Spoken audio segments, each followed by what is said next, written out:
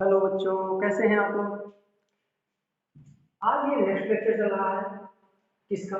Class 10th का light चल रहा है। लाइट बहुत तेजी से आगे बढ़ रहा है। इससे प्रीवियस लेक्चर में हमने डिस्कशन किया था रिफ्रैक्टिव इंडेक्स की, मतलब एब्सोल्यूट रिफ्रैक्टिव इंडेक्स और रिफ्रैक्टिव इंडेक्स, मतलब एब्सोल्यूट रिफ्रैक्टिव इंडेक्स और साथ में रिलेटिव रिफ्रैक्टिव इंडेक्स, मतलब अपवर्तनांक की हमने बात की थी, अपवर्तनांक की बात करी और सापेक्ष सापेक्ष अपवर्तनांक, इस पर हमने डिस्कशन प्रीवियस लेक्चर में कर लिया है। आज हम बात करेंगे आपसे कि किसी ग्लास स्लैब के कारण, मतलब रेक्टेंगुलर स्लैब के कारण अपवर्तन। अभी तक ये क्या था? अपवर्तन सिर्फ था, कैसा है सरफेस, क्या है, कैसा है, उससे कोई मतलब नहीं था। अब किससे मतलब है? Rectangular glass slab. किसकी वजह से? रिफ्रैक्शन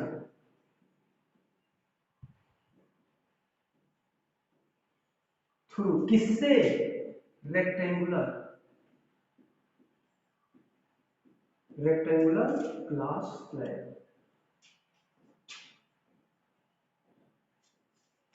ठीक है, इसको ग्लास स्लैब एक्सपेरिमेंट के भी नाम से जानते हैं। मतलब अपवर्तन पढ़ना है किससे? रेक्टेंगुलर आयताकार स्लैब से। आयताकार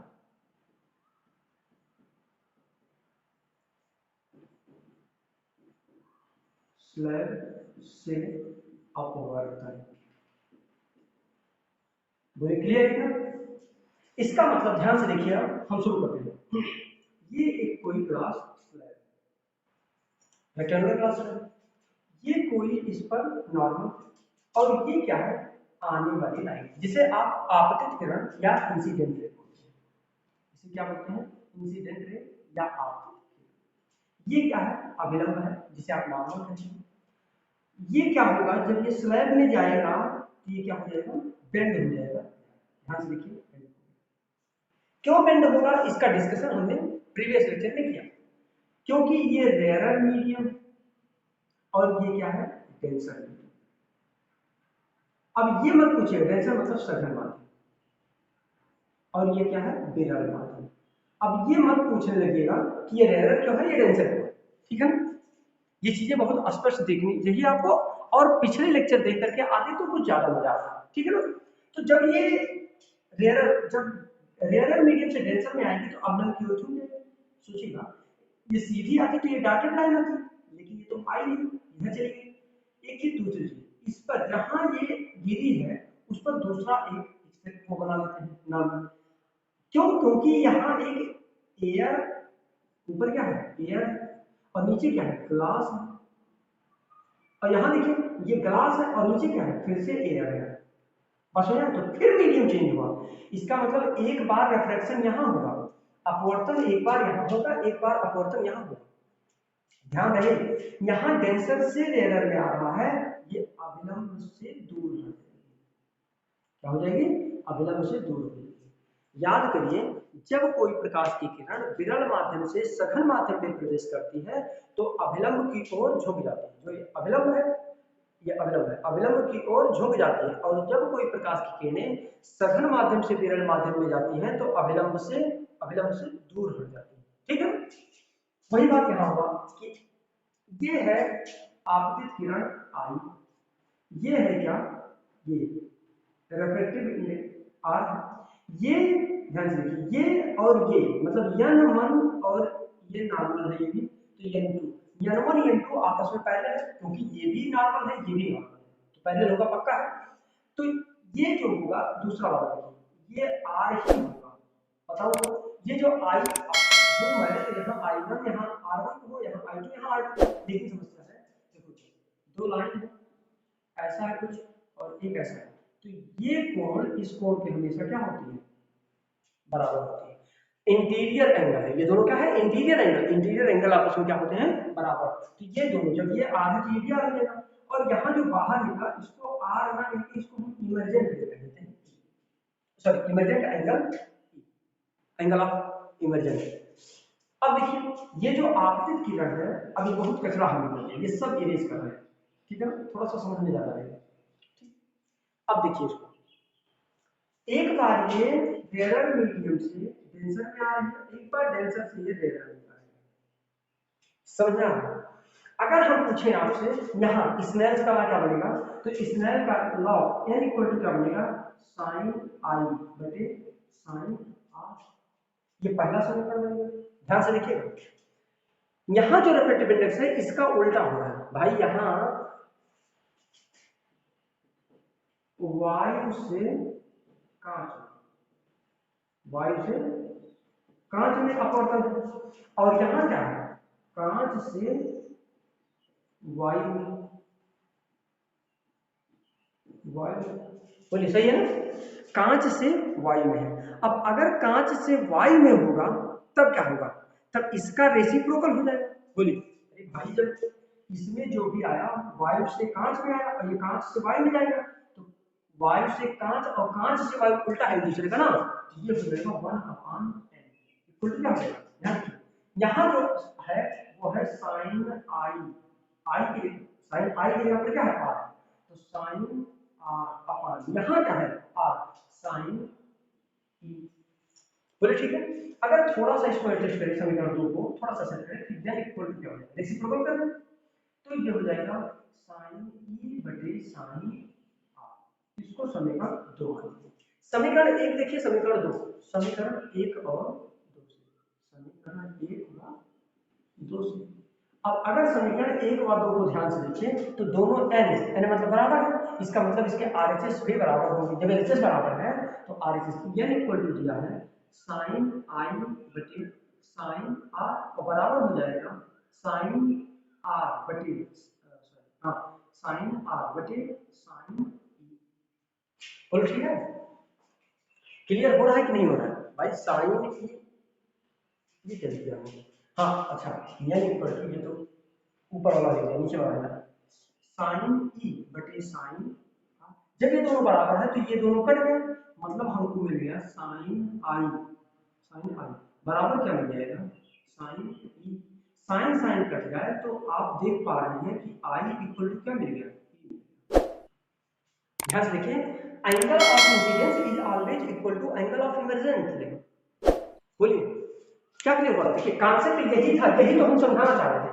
जैसे ये चीज समझ में आएगा पूरी बात समझ में आ जाएगा। ये जो आई था ये और जो ई था ये दोनों क्या है, बराबर। समझ में आया क्यों बराबर है, क्योंकि ये भी वायु से ग्लास में गया, यहाँ ग्लास से वायु में गया है। इसका मतलब एक बार रिफ्लेक्शन हुआ और दोबारा जो रिफ्लेक्शन हुआ तो इसी का उल्टा हो गया।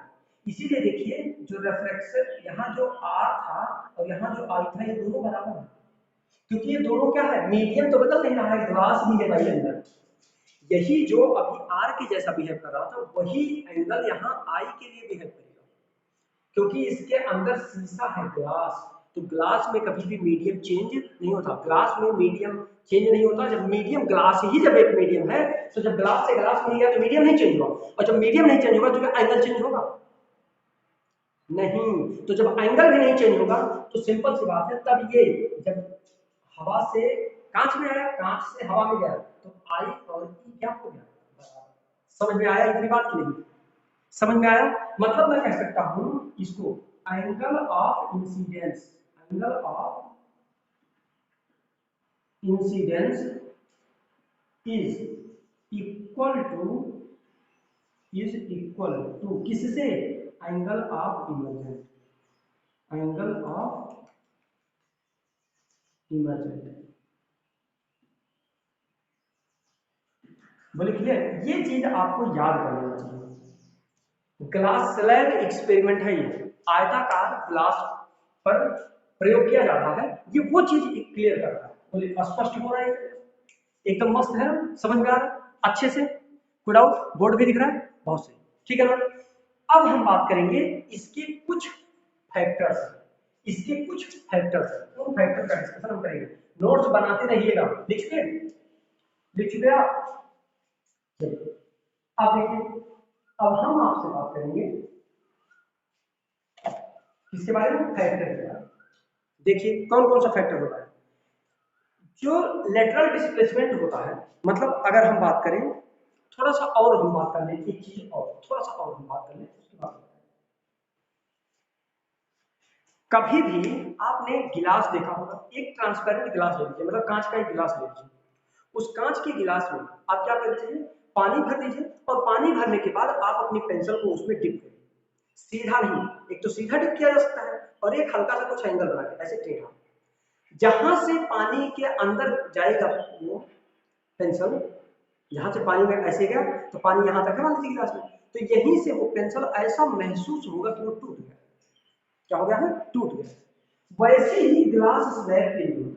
ये स्लैब है और स्लैब के सामने आप यहाँ कोई पेंसिल रख दें या यहाँ कोई पेंसिल रख दें और इधर से देखें तो आपको ये पेंसिल की जगह बदली सी नजर आएगी, जैसे एक्चुअल पेंसिल है यहाँ, लेकिन ये आपको फील होगा कि पेंसिल यहाँ है। देखिए ये है एक्चुअल में यहाँ, लेकिन महसूस क्या हो रहा है, ये इतनी दूरी जो हट रही है, इसको इसे हटने की प्रक्रिया क्या कहलाती है, लेटरल डिस्प्लेसमेंट। लेटरल डिस्प्लेसमेंट मतलब इसी को हम हिंदी में पार्श्व विस्थापन के नाम से जानते हैं। किसकी, पार्श्व विस्थापन। बोलिए समझ में आया। चलिए दूसरा एक्सपेरिमेंट, कोई जरूरी है एक से ही समझिए, दूसरा बताइए। आप एक काम करिए, आप ले लीजिए, आप तालाब में जाइए। तालाब में अगर जब मच्छी मारते हैं लोग, मछली जिसे कहते हैं, जब आप मछली मारते हुए किसी को देखते हैं तो देखते हैं आप इतना बड़ा वो डंडा ऐसे कुछ फंसा करके धागा फेंक देते हैं, कछुआ डाल करके उसका चारा डाल करके मछली का, जब मछली चारा उसको खाने आती है तो फंस जाती है उसके मुंह में, वो जो ऐसा रहता है हुक टाइप, और उससे वो फंस जाती है तो वो खींच लेता है कछुआ। जब आप उस डंडे को आप देखते हैं, जब अंदर डालते हैं तो अंदर डालने पर जैसे पानी में जाता है उसको हल्का सा टेढ़ा, देखिए जैसे सीधा है बस हल्का सा बेंड हो जाता है, ऐसा लगता है कि जैसे वो टूट गया, पर वो टूटा नहीं है, वो सिर्फ महसूस हो रहा है। उसको हम क्या कहते हैं, लेटरल डिस्प्लेसमेंट। उसी को तो अपवर्तन कहते हैं, ठीक है ना। अब जो लेटरल डिस्प्लेसमेंट होता है वो उसके फैक्टर्स क्या है, हमको इस पर मतलब है वो अपवर्तन ही, और ग्लास स्लैब की जैसा ही है, तो उस अपवर्तन पर हमको डिस्कशन करना है कि वो है क्या चीज। आइए, इसके जो फैक्टर है वो कितने हैं, चार फैक्टर। कितने हैं, चार। पहला, thickness of the glass slab. Thickness of slab ये क्या होती है, डायरेक्टली प्रोपोर्शनल होती है। क्या होती है, डायरेक्टली प्रोपोर्शनल होती है। मतलब इसकी थिकनेस, अगर स्लैब इतना मोटा है और इसको इतना मोटा कर दिया, इसको और मोटा कर दिया, तो देखो इसमें कम होगा, इसमें और ज्यादा है, इसमें और ज्यादा, मतलब थिकनेस जितना बढ़ेगा वो उसके उतने क्या होगा, अनुपाती होगा। क्या, लेटरल डिस्प्लेसमेंट। बोले क्लियर। दूसरी बात, जो लेटरल डिस्प्लेसमेंट होता है वो एंगल ऑफ इंसिडेंस के, एंगल ऑफ इंसिडेंस के भी क्या होता है, डायरेक्टली प्रोपोर्शनल होता है। मतलब इधर देखिए, ये जो स्लैब था इसमें जो आपने एंगल इतना गिराया था, अगर मान लीजिए 30 डिग्री है और अगर आप ऐसा 45 डिग्री पर इसको गिराते तब क्या हो जाता है, 45 पर गिराते तो क्या हो जाता है, डिस्प्लेसमेंट और बढ़ जाता। मतलब मान लीजिए कि 1 सेंटीमीटर दूर पर यहाँ निकला था, अब क्या हो जाता, 1.25 सेंटीमीटर की दूर निकलता। बात समझ आए। इसको कहते हैं लेटरल डिस्प्लेसमेंट, जो होता है वो किसके, एंगल ऑफ इंसिडेंस के डायरेक्टली प्रोपोर्शनल होता है। तीसरी बात, डायरेक्टली प्रोपोर्शनल होता है किसके, रेफ्रेक्टिव इंडेक्स ऑफ ग्लास की। Refractive index,